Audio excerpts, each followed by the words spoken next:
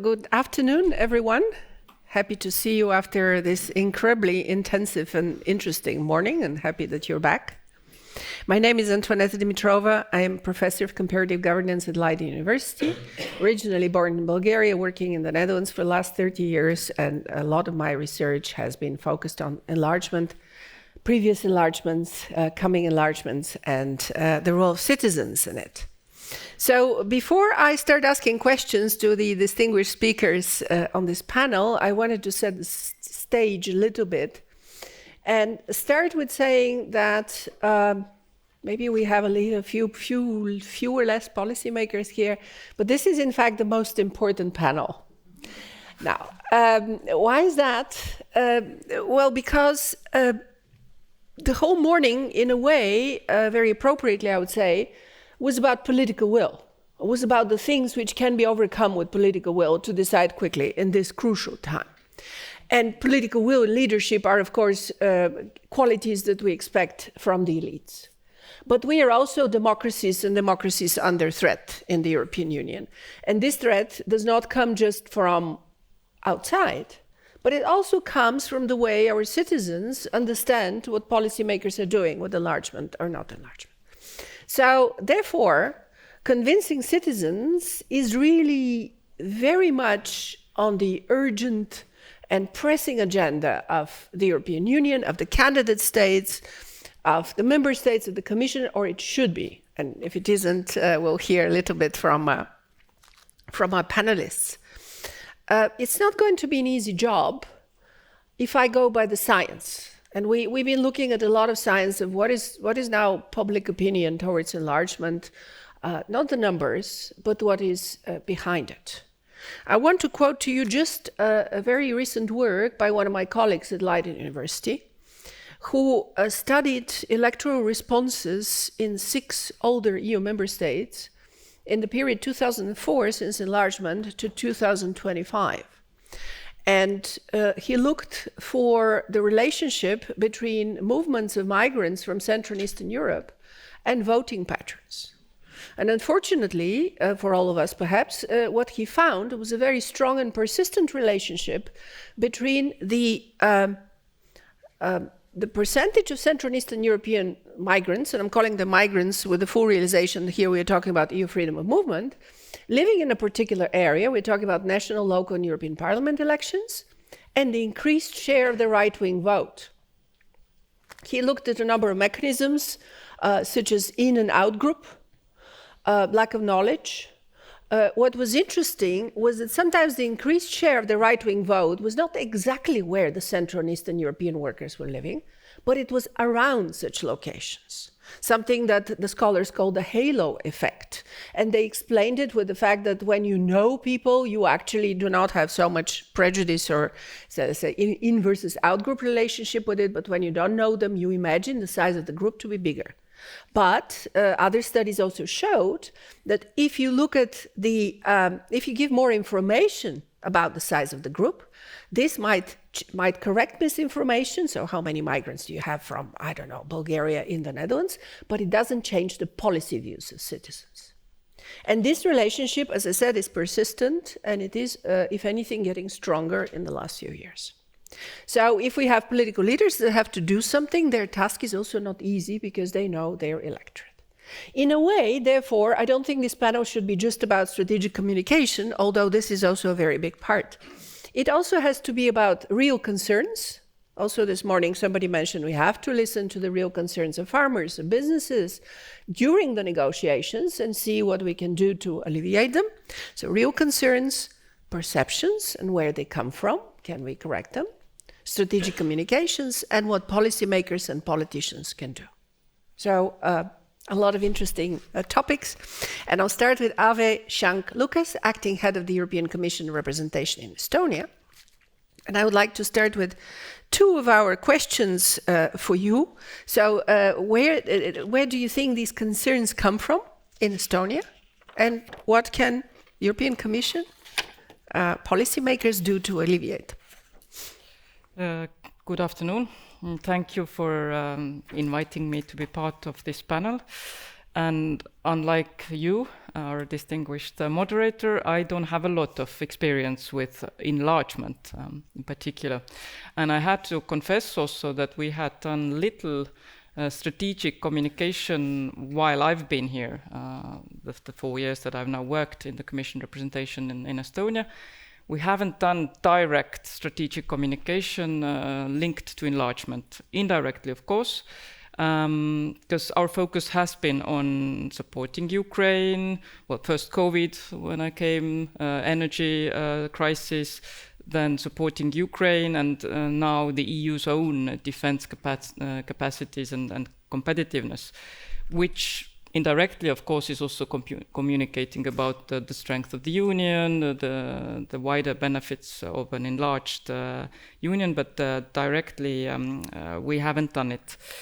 And we, quite frankly, had not realized that in Estonia, support to enlargement is slightly lower than in the EU as an average.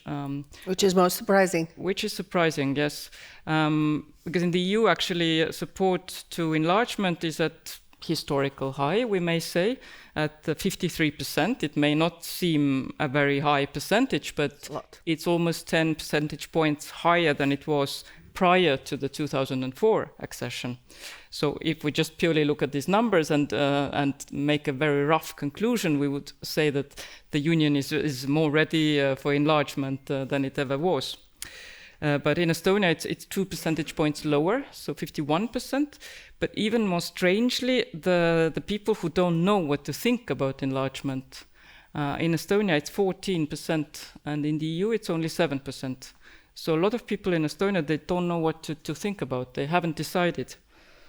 And when we look at the reasons behind and what worries people, it's actually rather logical. I mean, lots of people, or many countries in the EU would tend to say that their concerns relate to budgetary implications. Either it's cohesion, general budgetary concerns, or the common agricultural policy. These are all budgetary concerns. And in Estonia, it's also one of the main concerns. 30% of people think that EU investments into Estonia would decrease, which they probably would. And Estonia is a cohesion country, so it is still benefiting. For every euro that Estonia pays into EU budget, it receives 3.5 euros back. And this is a rather well-known argument, and people, I think, see it as the main benefit of the EU. Next to actually security, which Estonians also value very much, and which is slightly different from the EU average. But the second interesting aspect, which is not, it doesn't emerge as a main concern among the EU as an average, is the negative impact on the labor market in Estonia. And that, of course, you may think it's a general problem in all EU countries, but in the averages it doesn't appear at EU level, but it does here.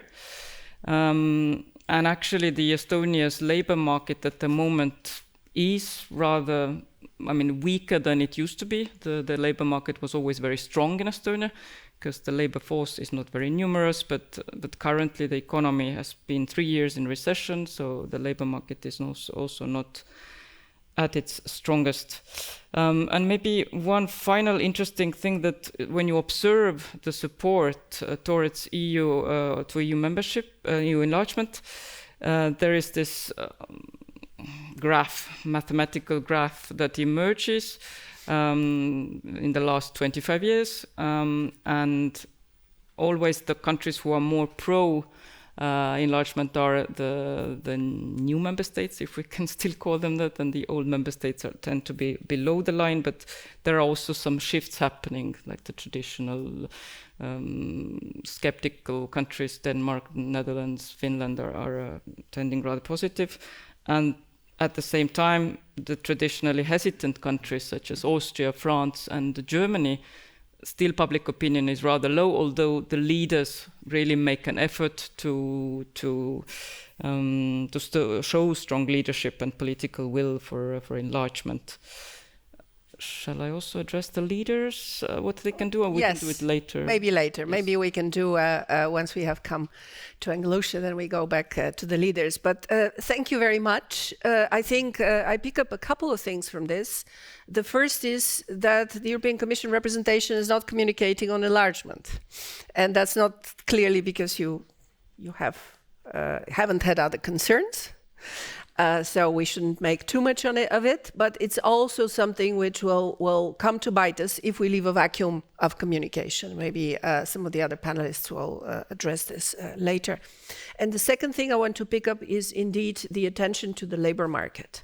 So a lot of this right-wing voting, at least the data from the Netherlands that I've seen, is related to basically labor, job substitution. And this is very easy to exploit by outside sources, is very easy to exploit by others.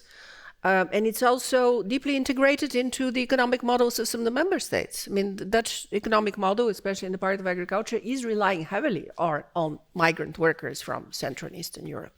So this to me, and maybe we return to this later, is under the category of concerns that should be really addressed during the negotiations, and not a question just of communication, but a question of how do we handle this in a way that it doesn't create huge negative effects that destabilize democracy. Because the labor market, the economy, of course, is connected to democracy. But let me move to Damir Kapidžic, Associate Professor of Comparative Politics at the University of Sarajevo, and ask him, where do negative perceptions of enlargement come from? Domestic politics, perhaps, in Bosnia-Herzegovina, life experiences, or other factors? Okay, thank you very much. Let me first start with a joke, because it's kind of a transition, what we've been discussing so far.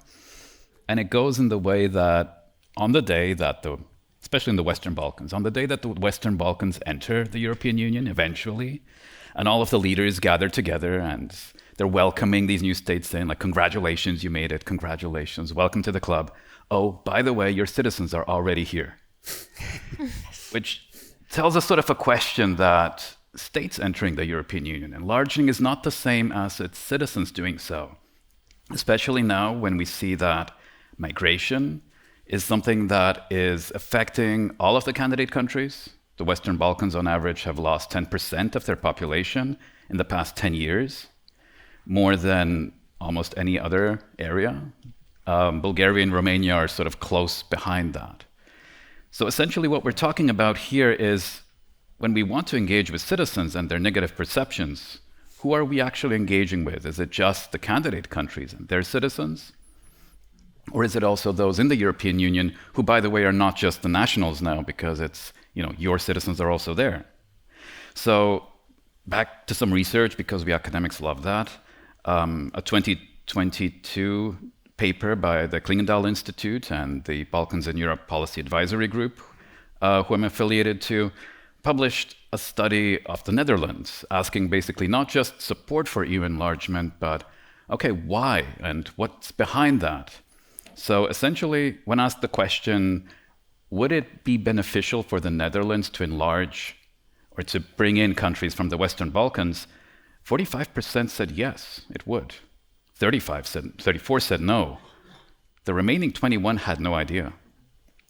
It's a question of, they cannot figure out what this would mean for the Netherlands.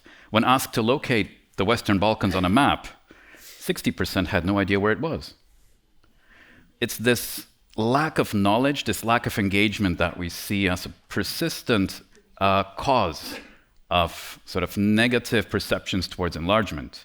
Also, in that same study, the population who had a positive view of the European Union and who see benefit in the Union as such were much more likely to support enlargement. So what this tells us is it's not just yes or no to enlargement, but it is also a yes or no to Europe. So that's a bit of a broader question. If you have a strong narrative of a strong European Union, you essentially would say, yes, we can do that. to quote Angela Merkel, Yes. the strong years of Germany. Research in the Balkans, the Regional Cooperation Council Barometer is an excellent source for that, currently measures the support for entering the European Union at only 54%. We heard recently that Albania still has large support. It's the highest ranking of the countries, with 77 wanting to enter. If there was a referendum in Montenegro tomorrow, whether they would want to join the European Union, it would fail. The country currently, only 39% of the population want to enter the European Union. And this is a consequence of what we said, strategic communication, of being let down, but essentially it falls back to the question of equality, respect. Like, how much do the European countries see the Western Balkans and any other candidate country as equal, and their citizens as equal, or as second-grade citizens? So, by the way, it's not just sort of European Union, support for regional cooperation within the Western Balkans is rising. So in that sense, over 77% of citizens think that that's a really good idea, and they would support that, more than the European Union. Now, back to the sort of reasons, and we heard about the protests in Serbia in the last panel, and it's very sort of symptomatic to take a look at that. These are people who are protesting for the rule of law, for something that the European Union stands behind, for values that the European Union stands behind. There are no EU flags at that protest. Also for strategic reasons, but there are no EU flags at all. Second, the communication, the statement by Kasia Kallas, it was disastrous. It was disastrous in a way of saying that, yes, we acknowledge you, but you should work with your institutions on figuring out a solution. That kind of strategic miscommunication essentially just says that you won't have our respect. So, what do citizens do? If they're not having respect as being citizens of the Western Balkans, they will decide to move. They will decide to vote with their feet to leave these countries, as they're doing already now. Now, in a geopolitically unstable environment, there is an issue of not just economically integrating these countries, but it also is becoming a security concern. Within the sort of European sphere, two countries are not part of NATO. Whatever will become of NATO, Albania and Montenegro and North Macedonia, they are members. Kosovo, in that sense, does not qualify. Serbia and Bosnia are not members of NATO. Serbia even has a clear position of neutrality, which allows, let's say, for some security implications. In this sense, enlargement is not just about economy, it's also about security. And that's something that should become more relevant. With the US moving explicitly towards an autocratic rule or autocratic form of government, it's using the playbook of Hungary, it's using the playbook of other countries to subvert its democratic institutions. And several leading scholars have actually wrote about this, that in the next 4 years we can expect the US no longer to be called a democracy. In that sense, we can no longer count on its support. A strong EU is detrimental to the United States, as it currently is. It will not support a strong EU.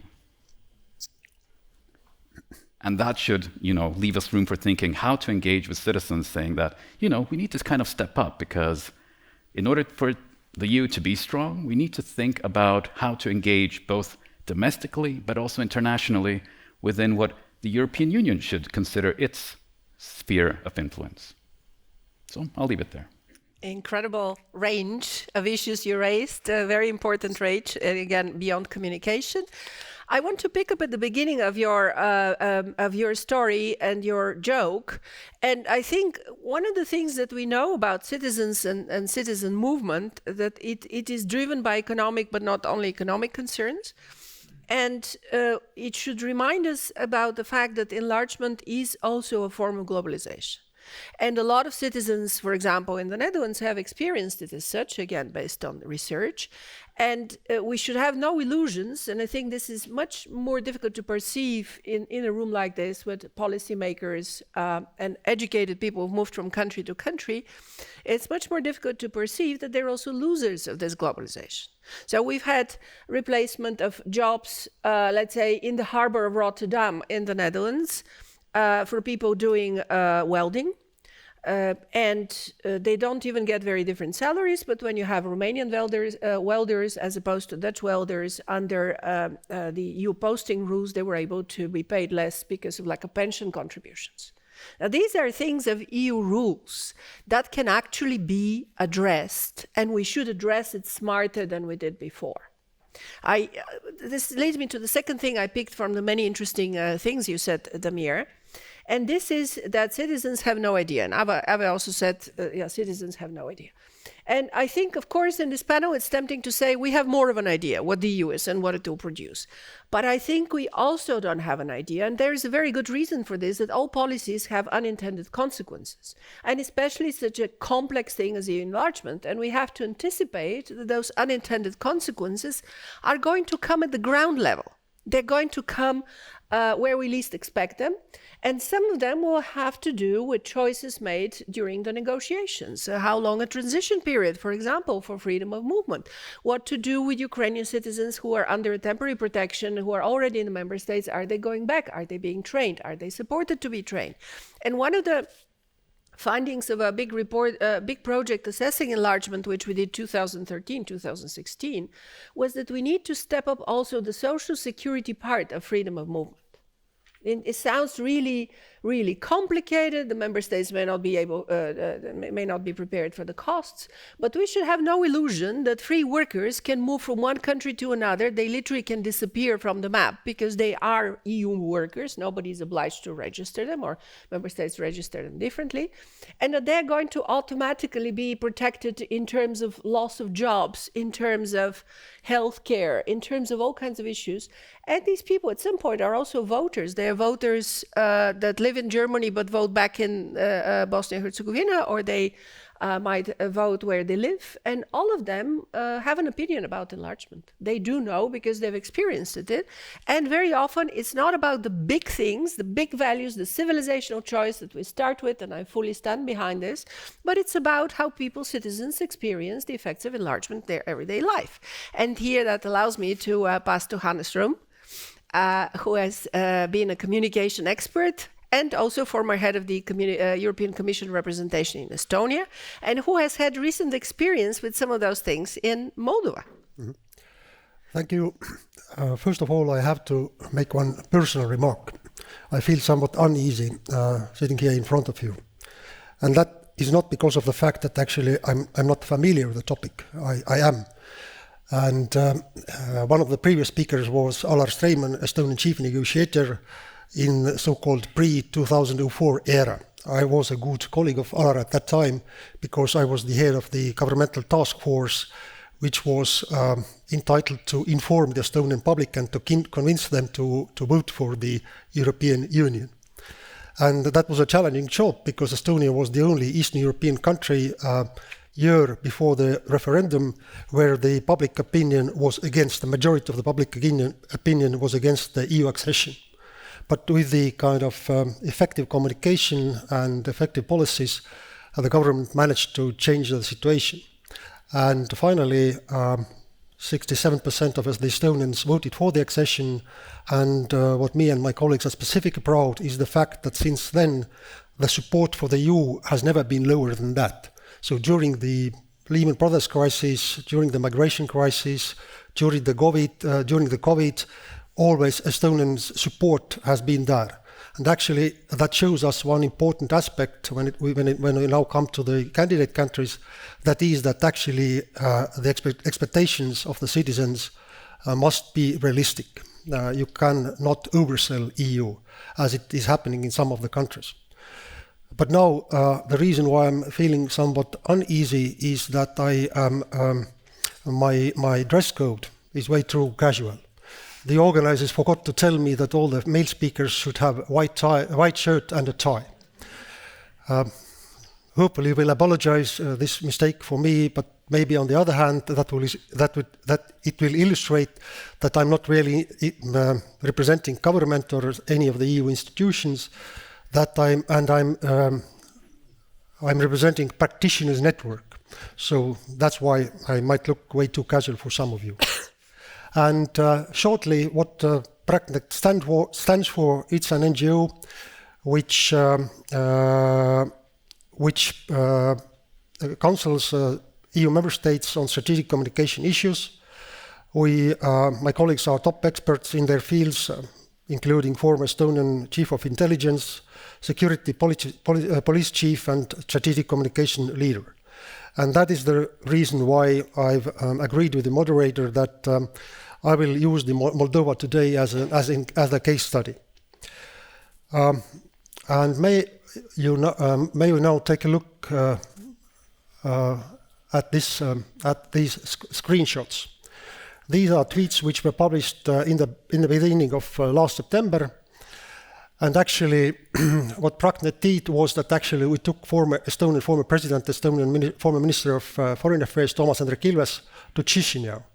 Because actually our partners from the Moldovan presidential administration asked us to provide someone who would kind of be an intellectual sparring partner to their team and to their president, and who could, on the other hand, emotionally electrify and support Maia Sandu and her team. And actually, in the next sentence, I'm about to use the word which is hated by the Estonian Minister of Foreign Affairs, Margus Tsahkna. The discussion between Ilves and Sandu was very fruitful. It lasted several hours and it was continued over the glass of wine in the evening. And based on that, Maia Sandu published this tweet you can see on the left side. A few hours later, Enlargement published another tweet. And as you can see, he used very much the narrative which is exploited by Kremlin propaganda, but on the other hand is very natural for the member states. He wrote there that actually Estonia has been member of EU for 20 years and has lost a sizable share of its population. So this narrative is really there, and actually you have to kind of admit it and explain the consequences of EU accession to the public of all the member states. But also I am using these tweets as an example which are about to illustrate the current situation in Moldova. If some of you might not know who Enlargement is, then actually he's an oligarch who managed to organize a criminal scheme, and the result of that criminal scheme, something like around $1 billion was stolen from the Moldovan banks. Shor is now residing in Moscow. Last year, before the EU referenda and before the presidential elections, he organized illegal financial scheme in Moldova, which reached out to 130,000 people. They were bribed. They were offered something like $80 or $100 in order to vote against the EU and against Maia Sandu's re-election. So actually, and he had his impact.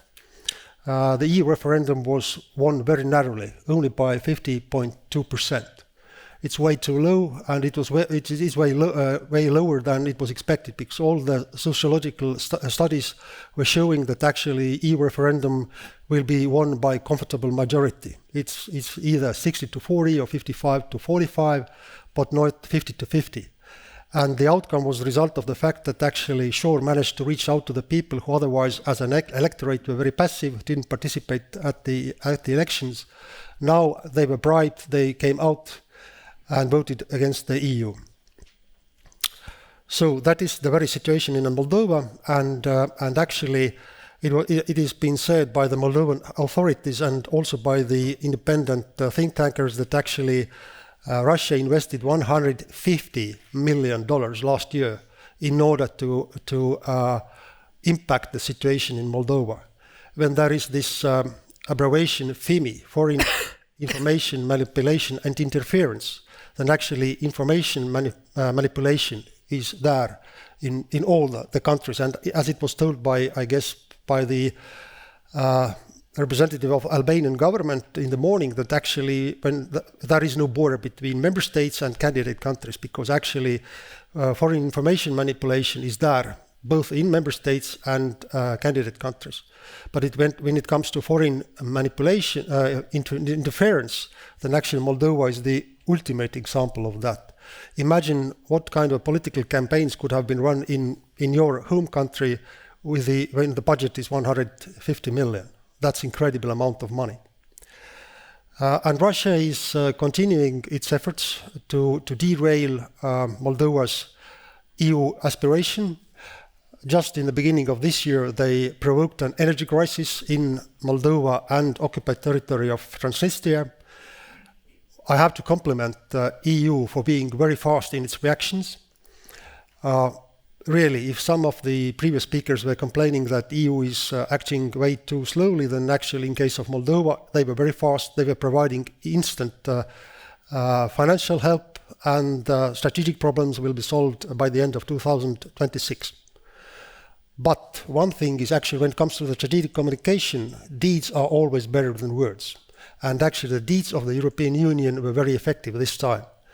But when Moldovans were asked by pollsters in the second half of January who is to be blamed for the energy crisis, then 28% of them told that this is the Russian Federation. But 24% of them said that actually this is the Moldovan government. And even 14% of them said that actually this is the Ukraine who is to be blamed. So actually EU was very efficient, but communication-wise, it can be said that there was a draw, or maybe Russia won this kind of communicational battle. But I would like to stop here, and later we have time to continue the discussion. Thank you. Thank you very much. We'll return to some of these points you made. Two things I want to stress now from the points you made. The first one is about your role as a communicator to Estonian citizens about the enlargement. And I think, indeed, shaping realistic expectations is extremely important if we want the next enlargement to be a success. And I also, when I speak to Ukrainians who come to the Netherlands, there is still a very, perhaps, somewhat rosy-eyed view of the European Union, or an extreme view of the European Union, either want us or doesn't want. But the realistic expectations of what the internal market will do for you, what actually being a full member of the European Union will do for citizens, for groups of citizens, for farmers, we need to really, really communicate this very well and not leave this into a vacuum. And that leads me to the second hugely important point that you made. What I found interesting also in the morning panel, that Alar Streyman said that, it was easier now because the Commission knows how to assess the countries and so on. But in terms of communication, this enlargement is way more difficult because of the mobilization of this huge outside money that is poking at every weakness, that is directly trying to bribe citizens to vote differently. The TikTok campaign in Romania undermining also existing democracies and existing member states. So I think we're facing something that we've never faced before. It is important to, I think, still to differentiate between real causes of concern, be it migration, be it respect, be it economic, be it the job market, and very strong disinformation, misinformation. And the fact that they're going on at the same time is really the big time bomb of this enlargement, and we have to think about what to do about it. But before we start talking after the diagnosis, perhaps, about what can be done, I want to last but absolutely not least, to introduce Engjellushe Morina, Senior Research Fellow at ECFR. The European Council of Foreign Relations is a hugely influential think tank, and you've done also in the Council a number of polls recently, in recent years, that have focused on these questions. So maybe you can say something about the diagnosis and what the ECFR perspectives and findings have been, and also start switching us a little bit to policymakers and what they might be doing differently. Thank you very much, Antoaneta, and thank you for the invitation to the organizers. This is very, very timely discussion, and in a really important member state, I would say. So I'll maybe just pick up on what Ave mentioned. We looked into, in 2003, we looked into perceptions of European citizens, I'm talking about member states, not candidate countries, on enlargement in 2022. We compared it to 2000. In 22, I think the first one was done in March, and the people were asked about accession of Ukraine and Moldova, so really soon after the war had started. And the percentages, as you said, they were quite high. And then a little bit higher than in 2000. So then in June, this had started going down. A year later, it had gone down, I think, quite few percentages. In 22, in March, this was the way it was because everyone was so much bombarded with all the news coming out of Ukraine. Moldova was also in that kettle of fish as well. So this had effect, I think, on how people perceived enlargement then. And also the rhetoric coming from member state leaders from the member states, but also European institutional leaders. So I think this point is very important because it's really important to explain why are we talking now about enlargement and why exactly in this way. This is the first point I wanted to make. A few months later, we did a snapshot, a poll. We asked few countries, something like 12, I think, 10 to 12, about enlargement in general. So still, the number about Ukraine and Moldova was quite high. But the number about Western Balkans was actually quite low. So in the minds of people, Western Balkans are these, corrupt, rule of law doesn't function. They've been there forever. They really are desperate to come in. So we really don't think very highly of them. I think, again, here is probably the failings of better communication by institutional leaders, by member states, that this number is quite low. And I think it continues to be low. Damir, you mentioned the study, and I wanted to mention the same study as well, but I will add another study that was done by European Open Society Institute a couple of years ago, focusing on France. The very skeptic enlargement country until very recently. And it turns out in this study that French people, like in the Netherlands, they really don't know that much about the region, about Western Balkans. To confirm this, very recently we were asked by French colleagues and counterparts if we could organize a study trip for a group of journalists to the Western Balkans so that they could see for themselves a little bit more what is going on in this area. So there is also that, the failure to understand exactly what are we talking about, what is it that these countries are about, why do they want to come into the Union, why is it important for the Union to bring them in. And then I think maybe I'll just add here, we mentioned here in the panel the role of the leaders. Hannes, you mentioned that you really worked very hard on this communication aspect for Estonia during that phase. So if we were to dwell a little bit on that in Europe, so I will leave the candidate countries aside for now, but in Europe, to be able for European leaders, but also member states, to explain properly and in clear terms why enlargement is important for the EU, for Europe, for the continent, I think first of all they have to be somehow on the same page. Why are they doing this? So, but instead, in the news, we hear that there is disagreements in the Council.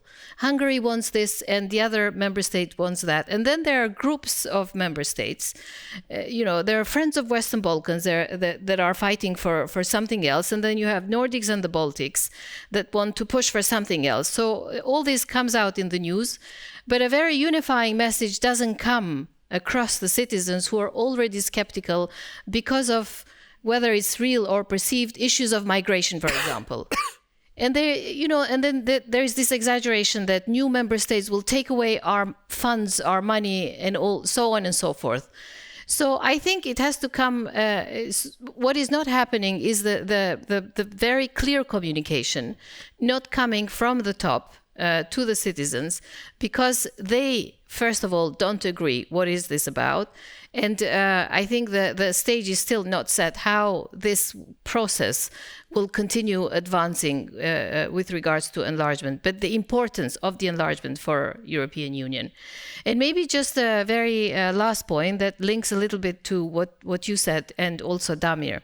In Germany, there has been a lot of work done, not just recently, but also before, during the times of Angela Merkel, a lot of work done on easing immigration laws to attract as much as possible workforce from the Western Balkans.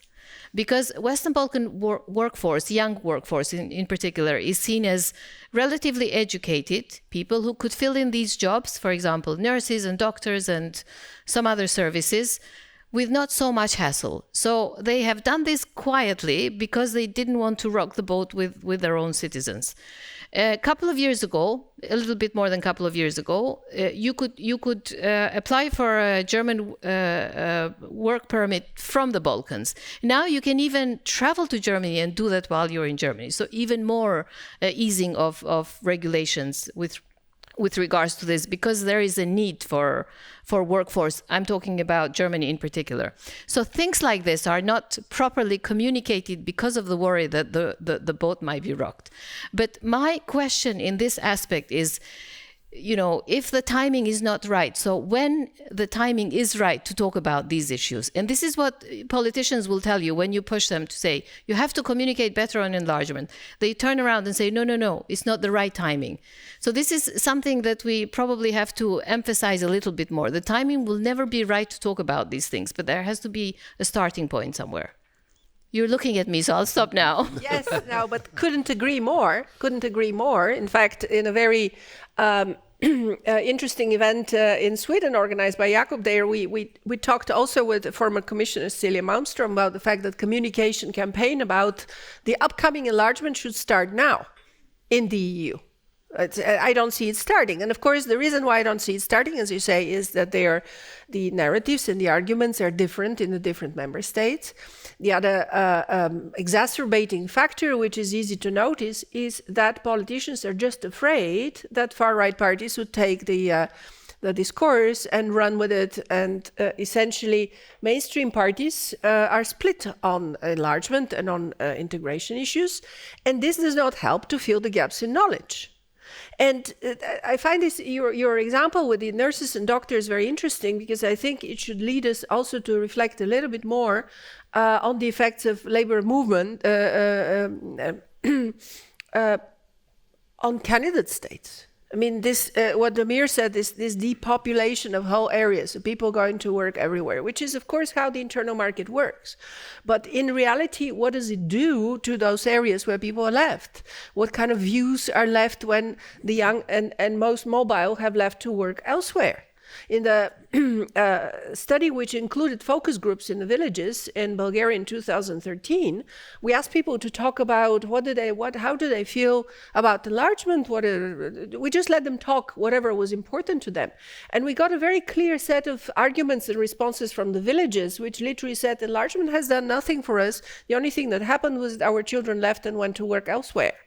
And we were forgotten here. So I think also these effects are very important to understand how people will shape, how people's experiences will shape their views on enlargement. So I think it's really a set of very complex problems. And maybe we go back to the beginning and start with Ave and ask, so what do you think that policymakers, as in Commission and decision makers, those preparing decisions, and political leaders could do in this very complex diagnosis that we have set in this panel? Well, it will be very difficult for me to suggest anything to my leadership. Let's talk about politicians publicly, in your case, yes. But maybe I will first use the input that the Commission ordered to inform its current mandate. And I'm sure you've all read these reports, but the Commission ordered a couple of reports. Enrico Letta wrote a report on single market, Mario Draghi on competitiveness, and Sauli Niinistö on the preparedness. And they each speak about enlargement as well. And we the colleagues spoke about being honest and actually talking about the real impacts of enlargement and also how the EU functions. I think it was a rather brave thing to do by the Commission, because these reports are actually very critical. Yes, they're devastating in certain areas. They paint a very grim picture of where the EU stands, and I think, and we have done a lot of communication about these reports, and largely I think we've seen that the Estonian public tends to agree that they have the same impressions, and we can use these reports to explain what needs to be done, and then that the Commission is trying to do these things, but we also need the member states to agree and to come behind these initiatives. So when we speak about the labor market, for instance, Draghi and his report is illustrated with lots of calculations and data. He shows that the EU, increasing labor force was always one of the factors that was behind the increase in competitiveness in the EU, or the growth in the EU over the decades in the second half of the last century. And one of the things behind it, in addition to cheap energy from Russia and so on, was that we had constantly an increasing labor force fueled by the French colonies or more women entering the labor market. And that's not the case anymore. We are shrinking. We have an aging population. And by 2100, so 2100, our working age population will be roughly 35 million people smaller than it is today. And so he says, even if we accept everybody, the ones coming from third countries, we will still be short. So we simply need people to work in our economy. But what the letter says is that we also need to, well, he of course speaks from the point of view of the single market, and just to maybe continue on the point that you mentioned, that people are leaving the areas, is that in the cohesion, and we have too much focused in the EU on the freedom to move, which has often meant the freedom to leave. Yes. But we have to now bring in this new concept of the freedom to stay, and then we have to focus on the infrastructure and the supporting requirements and context that allows people to stay also in the areas which are less favored. So he says that integrating the candidate countries into the single market is probably the most important. And also Draghi suggests that we should integrate these countries into the transport networks already. So they both speak about integration, gradual integration. But Niinistö, on the other hand, he is quite critical about the decision-making in the EU, which is, by the way, also one of the key arguments of problematics seen by the citizens, what they see as a negative impact of EU enlargement, that the decision-making is simply too complicated and it will become even slower. So I think we have to communicate on these things, and the leaders certainly will, when we speak about the leaders in the Commission, they have integrated these suggestions already in the Commission's next work program. We will be seeing a lot of these elements coming, I hope. But political leaders in the member state, they of course have the role of showing leadership and will. They are the ones who need to be the face of explaining to their people what it means, demonstrating the benefits, but also being realistic. Of course, the management of this information is increasingly the task of everybody, not only political leaders, but experts and universities alike. And education is maybe something that's a step forward from this information that we should focus on. Wonderful, thank you. Freedom to stay, I think, might be a new concept, and very controversial, since so many of us have associated the EU above all with the freedom to go somewhere else. But I think that's what I would connect to if we talk about social security aspects. Damir, I wanted to challenge you a little bit on the respect issue. It's an argument that comes quite strongly recently through a number of opinion makers that it is respect and second-hand citizens, and I somehow have a problem with this argument for the following reason, that respect is very often used as a sort of a as a currency in the relations between elites, between governments. So let's say, among others, the Albanian prime minister has been very focused on this, or others saying we will not be second-rate citizens. But if we combine this with your story of, citizens have just gone and moved and they've gotten jobs. So do they really care about this? And where is the respect in their own countries? I mean, are they actually respected by their leaders, the Serbian students who are protesting for rule of law? So this story is a bit more complicated, I think. When you start unpacking it, it becomes more complicated, yes. And they are leaving these countries because they don't have the respect from their own leaders as well. So being seen as citizens of, say, Serbia, you don't have respect from your own leaders, but neither from the EU. That's kind of like a double, downer, if you want to call it that way. Yes, a double whammy, yeah. But I also want to challenge what you said about citizens having no idea. Because it's not so much that they don't have an idea, it's that they don't have information. That's what's key. And why do they not have information? Because nobody asks them to engage with this. Nobody asks them to think about the topic. They're not incentivized to learn about it. So if you read news, the Western Balkans are usually featured under world news, not under Europe. Like these kind of very basic things lead citizens to think of, in the EU, to think of it as something completely different, possibly some kind of othering. Yes, possibly next to Myanmar. So it's in a way of saying that this is not us.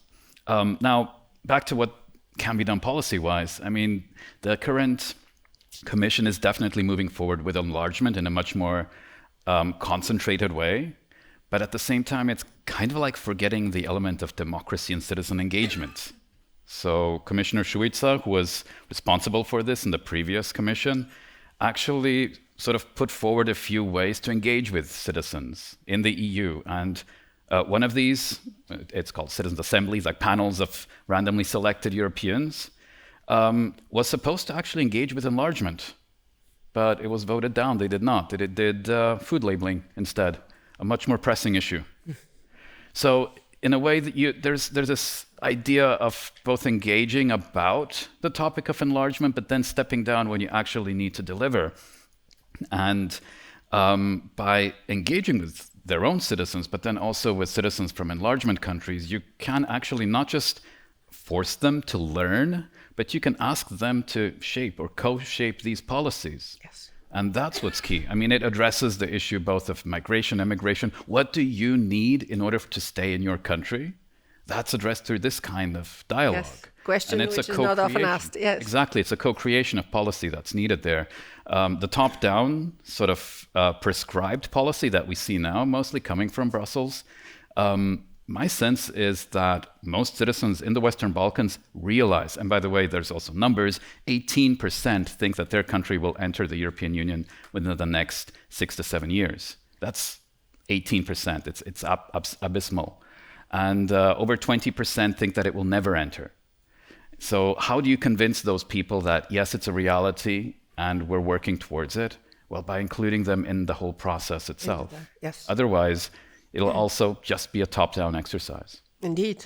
Now, I mean, the same is true of the member states' citizens, because again, in the studies that we did, if you do a focus group somewhere in the middle of the Netherlands, as I did with a male choir of sailor song singers, when we let them talk about enlargement exactly and engage with it, literally the first thing they said to us was, but nobody asked us. You put the TV on one day, suddenly 10 countries have joined. And that was one of the big sets of arguments that emerged from the focus groups in the Netherlands and Germany, in the older member states. Nobody asked us.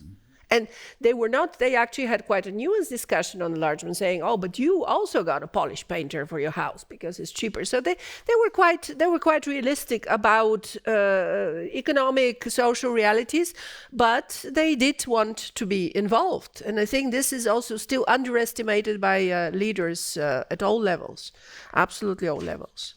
Hannes. Oh, In the morning, Jonathan Sevev from the Estonian Minister of Foreign Affairs told us that actually when it comes to the European Union, we always somehow start talking about discussing the negative issues. And we forget to talk about positive things. And the same applies when we are talking about the way we should convince our citizens, both in member states and the candidate countries.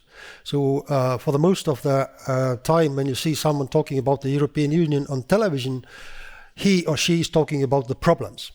So I'm trying to be exceptional now. And again, I would like to compliment first EU for being very fast to the while they were reacting to the energy crisis in Moldova, which is vitally important, not only for Moldova but also for the whole enlargement process and the in a way that actually in the Balkan countries also people could realize that if needed, the European Union can be fast and can solve our problems overnight. Secondly, when you ask what should maybe the local leaders do, then I have to compliment Moldovan President Maia Sandu, who has been very good despite all the difficulties. She won the second term, which is the very first time in the history of Moldova that president who is responsible for what has happened in the country during the previous term is being re-elected. What is one of the problems in Moldova is that actually in regions people feel that they are forgotten by the capital. It's like Chisinau-Brussels relations, Chisinau-Paris, Chisinau-Berlin relations. They pay no attention to us. Maia Sandu has regularly been visited very small towns and villages. And she's keeping visiting them after the elections as well. She has won the elections, but if you look at her calendar, she's visiting almost on a weekly basis very tiny places. So actually she has to be complimented for that. What is causing problem for Moldovan leaders is that when you talk to the Moldovan journalists or the independent analysts, they say you that why is the current Moldovan government not very popular? Reason is very simple. They were elected because they were not corrupted. And they are not corrupted 4 years later. But the problem is that they were not elected because of the fact that they are efficient managers. And unfortunately, 4 years later, they are still not efficient managers. And if you, as a citizen, will see that your government is not run very efficiently, it undermines the government's credibility, not only when it comes to the domestic affairs, but also when it comes to the European or foreign policy.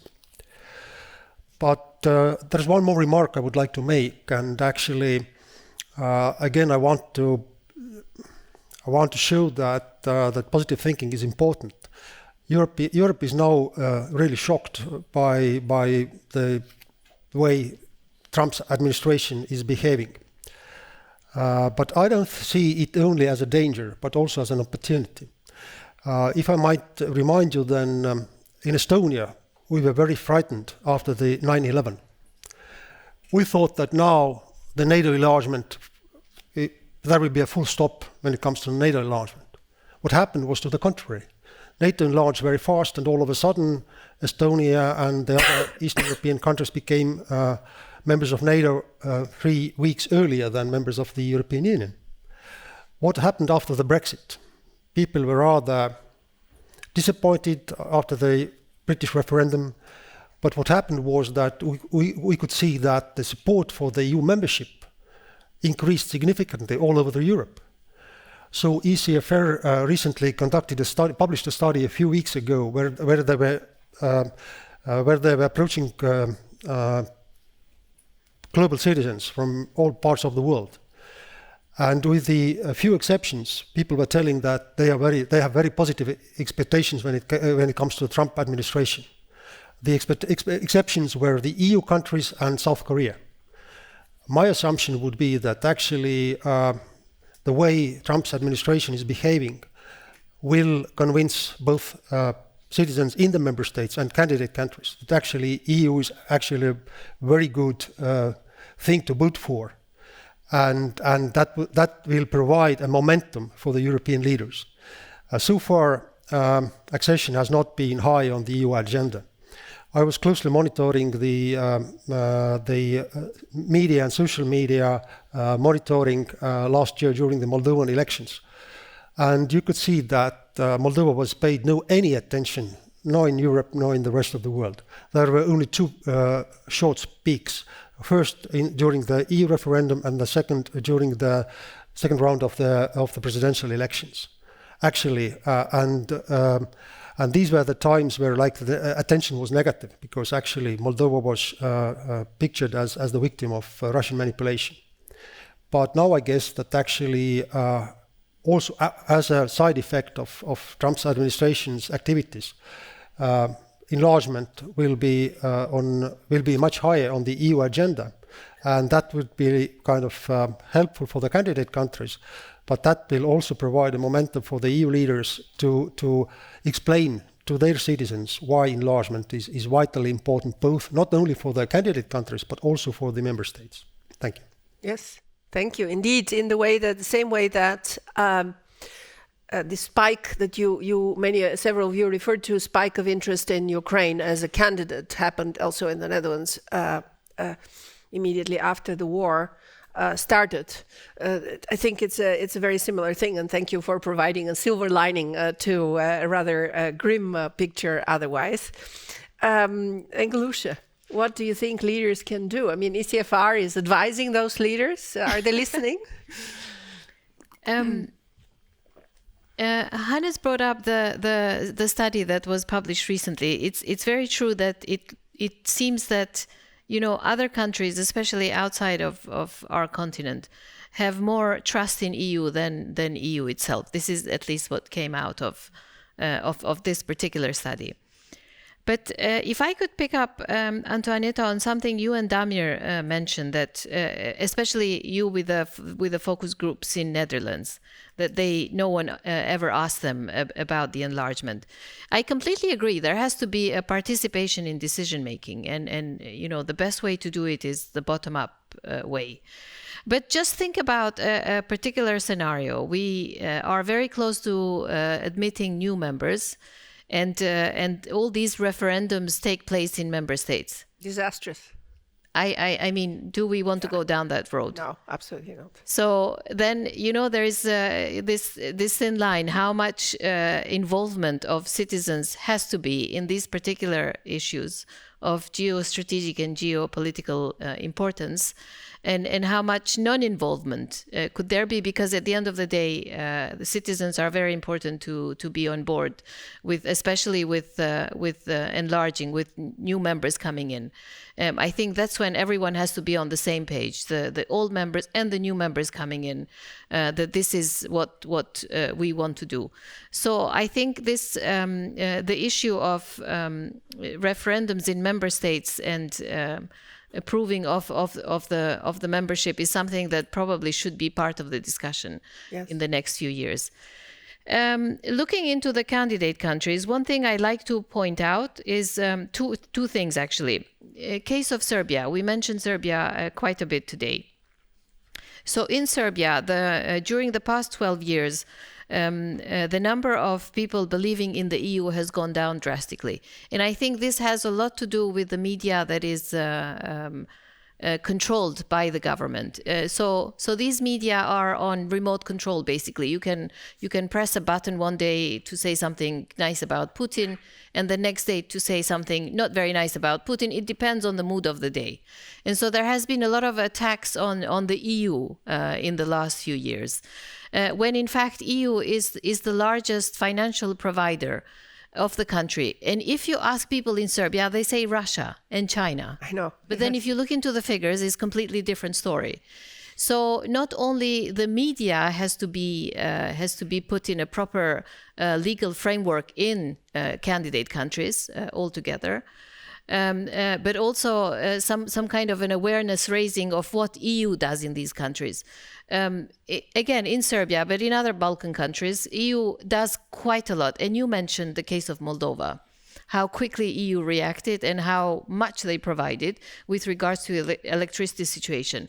But it's not all over the news, and it's not on your face what EU does in these countries. So EU presence in Balkan countries especially, they are really not that loud about the work that they do, all the wonderful projects that are taking place and all the money that comes in. So maybe something like this is tangible, but also not very difficult to do in candidate countries. Yes, an easier win, shall we say. A quick win. Yes, this reminds me that indeed on the news on Moldova, news on Romania in the Netherlands in recent months, the only news we had about the energy crisis, maybe I missed something, I hope so, was that Transnistria is blaming the EU. And this whole other story was totally missing. It was completely missing. And I often make jokes with my colleagues that even after so many years after enlargement, countries like Bulgaria and Slovakia don't exist on the news. You know, when you have the weather forecast, this is a bit connected to what you, Damir said. Where are the countries? Where are the news? But have, you know, the weather forecaster waves his or her hand sort of vaguely and says Greece and the Balkans.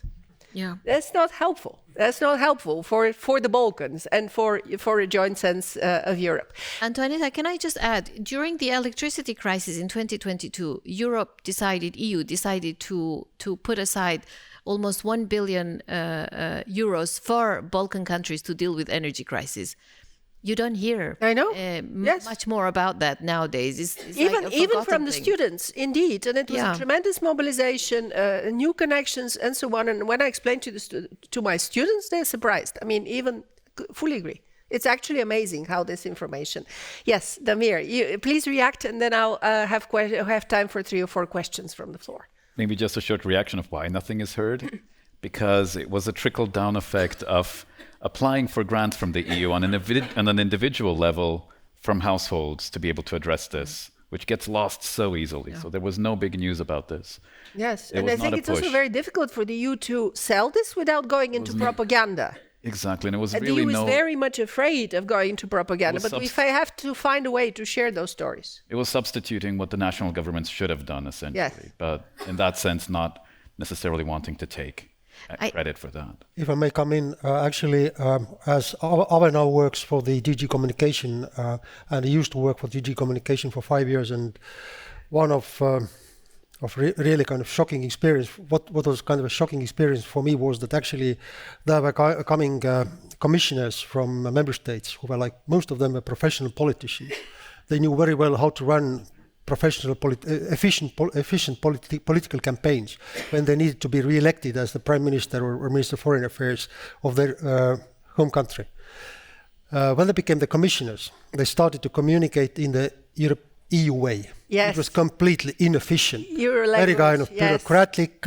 They started to use sentences in their press releases which were not to be understood. Other if you're not a professional lawyer, stuff like that. So really actually, this is something which is quite often still there. So actually, I don't envy Ava in her work a lot, much. Sorry. Yes. React, since you're being mentioned. Just to say, and not so much on that, but on the communication of what the EU does in the member states already, it is very difficult because you also, there's a fight of communication between the national authorities and the EU. There's a lot of money coming, but it's often, and people don't understand it comes from the EU because the national authorities present it as something that they have designed. These are the measures funded by this national authority, where in fact the money comes from the EU. So that actually is a very big part of our job. Yes. That we have to constantly push ourselves into. From the EU to you for your energy needs. Yes. And also, I mean, I wanted to say on the enlargement, I think that in the Estonian media space, it's simply, it will come. Now we are at the green transition.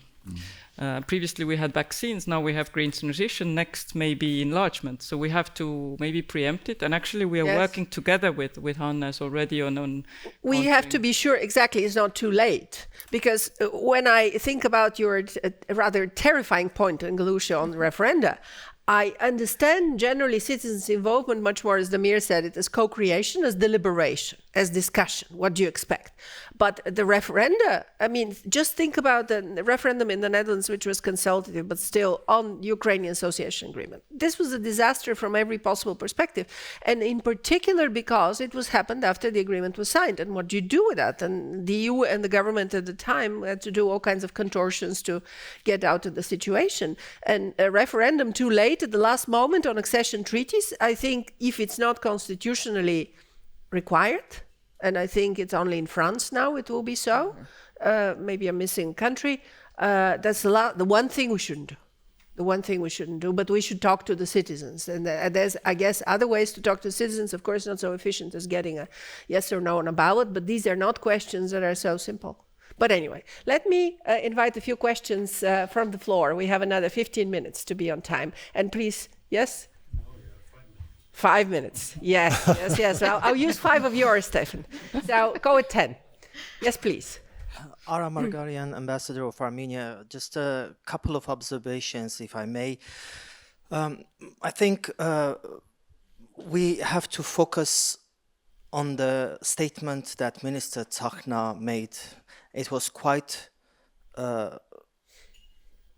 open, quite straightforward, and the message was that we are in really challenging times, and European Union has to rethink and revisit its decision-making mechanisms. Now we are discussing enlargement. Observation. For a country who's not yet, who's aspiring to be part of the European Union, but is not yet a candidate, but renewed impetus. I think that after Munich, I think you should have at least replaced the question mark green with exclamation mark and red. I think this, because visuals do matter. I agree with Damir that communication, strategic communication, it became and is becoming the important part of not only enlargement as such, but also just communicating with your own people, be that within the European Union or within the candidate countries. And my fear is that since European Union, it's in this very normal, relaxed pace, is discussing enlargement, and we have used to, when getting this word enlargement, the first thing that was coming to our mind was the European Union, because it is European Union that, but now we look, there are countries who are enlarging without even stating. Russia is definitely enlarging. United States has now aspirations of enlargement.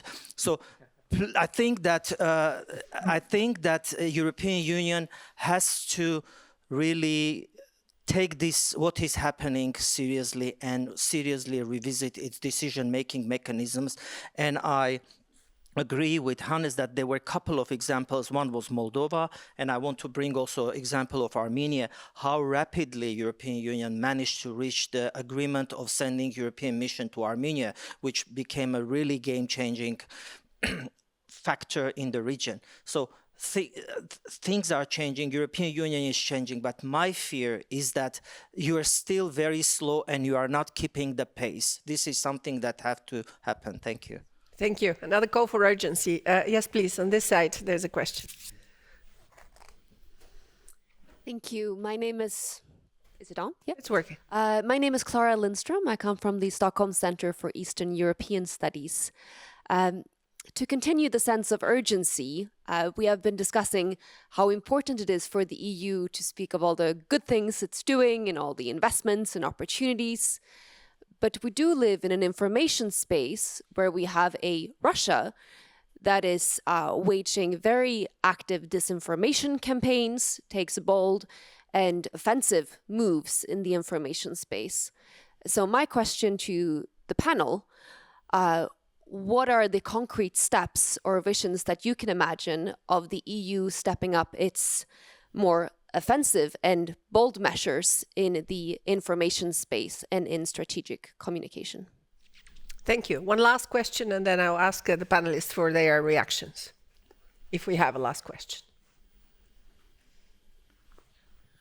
Hi, I will only comment maybe the difficulty in communicating the EU is that from a government's perspective, when the policy is made at the European level, the policy is ready to be communicated, while the governments will start negotiating it. And doing the communication at the time of negotiation is a conundrum we have not been able to solve. Like Green Deal is a good example. Everyone has huge interest in this. MFF budget is a good example of actually rallying around the policy while actually needing to communicate it to domestic audience while negotiating it with partners. I'm just saying that this might explain some of the difficulty beyond the language, and thank, of course, Hannes for some of those struggles we both took in our own period of time. Of course. You're absolutely right. The two arenas challenge. Panelists, I start with Engjellushe. Would you like to react to the statements and the questions on Russia, on urgency?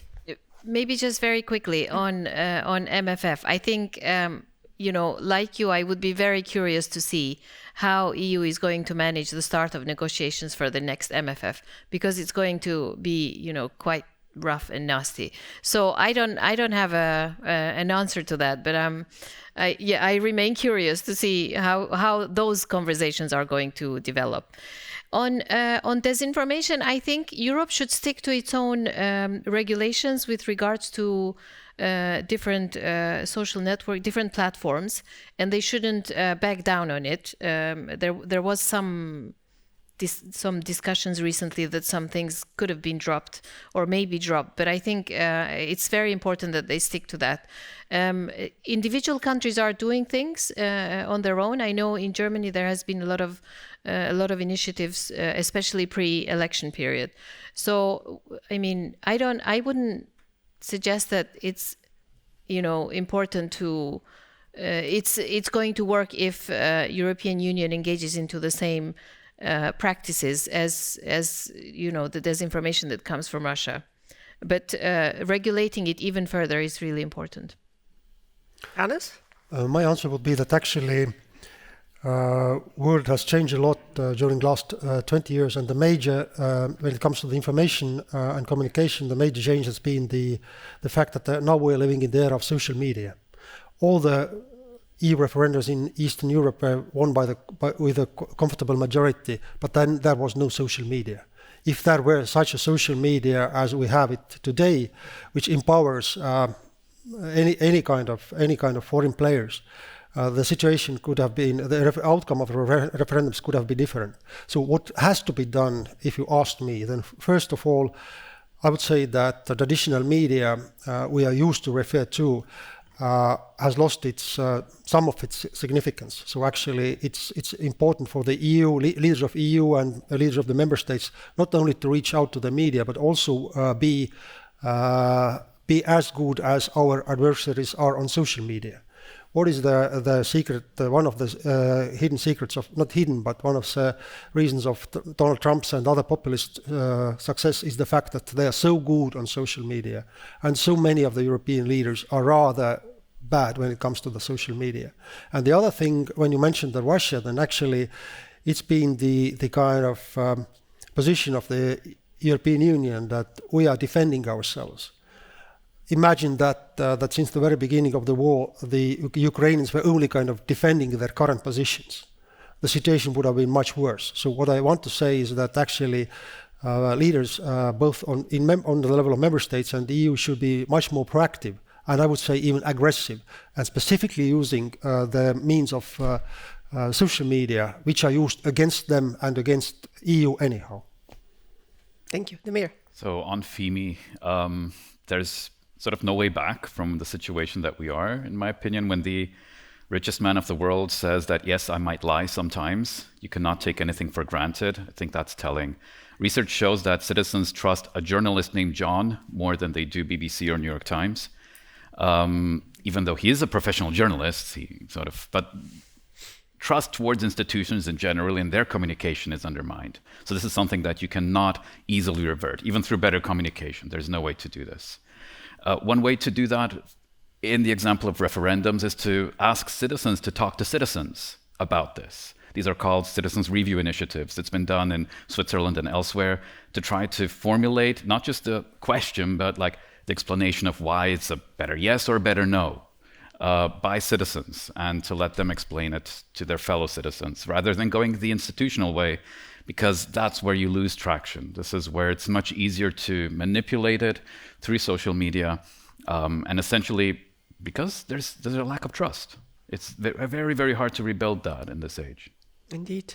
Have yeah, well, I'd very much like to talk about the MFF, and maybe we can do it later. I'm just going to say here that the new proposal, of course, will have to cater for upcoming enlargement, and it will.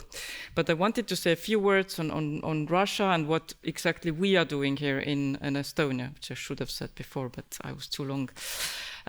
Because this is where the ideological war is ongoing on the border between the EU and Russia.